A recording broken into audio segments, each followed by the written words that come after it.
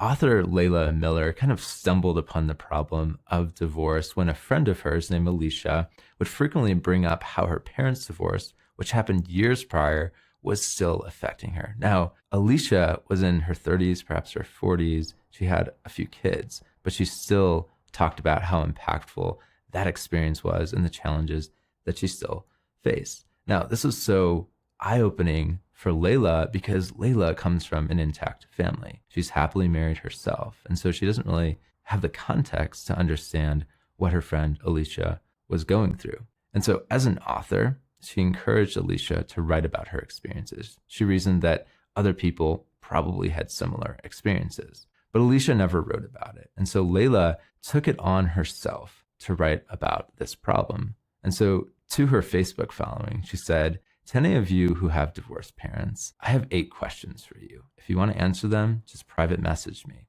She was shocked that within a few days, she had over 100 responses. She knew she had a nerve. So what she did is she took 70 of those stories and put them in a book called Primal Loss: The Now Adult Children of Divorce Speak. And one interesting takeaway from that book is that the majority of the authors, who are anonymous, though you know their age, were in their 30s, their 40s, and even their 50s. And so the divorce, even though it usually had happened maybe 10 or 20 years or more prior to where they're at in life right now, they still talked about how impactful it was for them and the ways in which they were currently struggling. And so I encourage you to check that book out. It's not an official study, it's anecdotal, but it's very insightful, especially to see how impactful the divorce was on these people, even years after their parents got divorced.